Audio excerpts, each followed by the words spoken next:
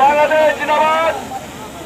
দেশনেত্রী খালেদা জিয়ার অত্যন্ত সৈনিক, কেন্দ্রীয় কমিটির আমার প্রান্তীয় নেতা, আমার ছাত্র সংগঠনের নেতা, আপনার আমার বাজি অঞ্চলের সুনামগঞ্জ থেকে কৃতি সন্তান জনাব মাহবুবুর রহমান আমাদের মঞ্চে উপস্থিত হয়েছেন। আমি আমার বক্তৃতা দিব না। আপনারা জানেন আমাদের নেতা আজকে আপনাদের সাথে দেখা দিয়েছেন। উনি যদি আমার নেতা নয়, সুনামগঞ্জ নির্বাচনী এলাকার নেতা, উনি আপনাদের সন্তান, আপনাদের ভাই, আপনাদের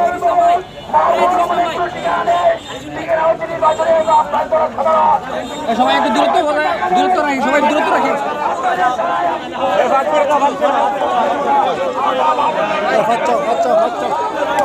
সবাই একটু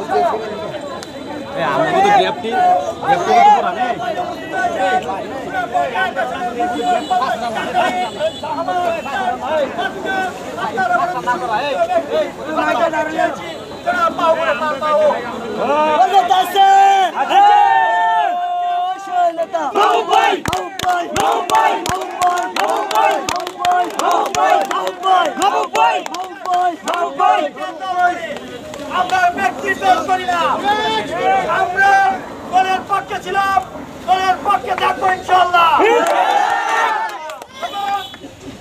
আমাদের চেষ্টা, আমাদের সেই জামালগঞ্জের কৃতি সন্তান হিসাবে আমরা সারা জীবন চেয়ে যাবো মাহবুব সরকারকে।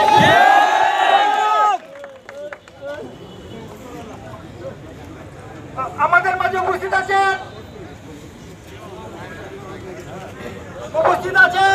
জনপাশা উপজেলার যুবদলের যুগ্ম আহ্বায়ক শওকত আলী বাবারীকে আমাদের মাঝে আসার জন্য অনুরোধ করছি। বন্ধুরা, অনেকেই ভাবছেন যে আমরা দলের বিরুদ্ধে, আমরা দলের বিরুদ্ধে নয়, ধানের শীষের পক্ষে, পক্ষে, পক্ষে।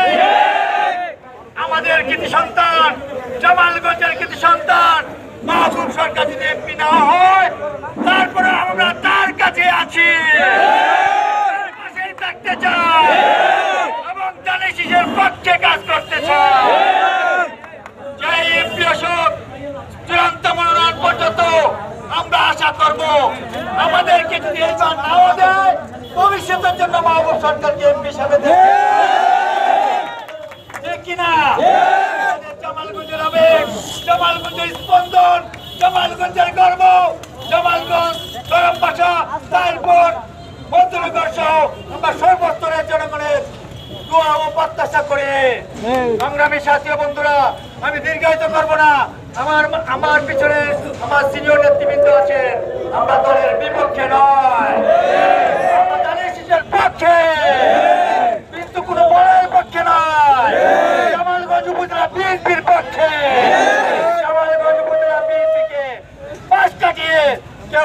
নির্বাচন করবেন তা মেনে নেব না। আমরা বিএনপি করি, বিএনপি করব, নিশ্চিত করি, নিশ্চিত করব। কমিটির বাইরে চেন অফ কমান্ড যেভাবে দিয়েছেন, এই কমিটি জামালগঞ্জ উপজেলা আহ্বায়ক কমিটির ভিতরে করতে হবে।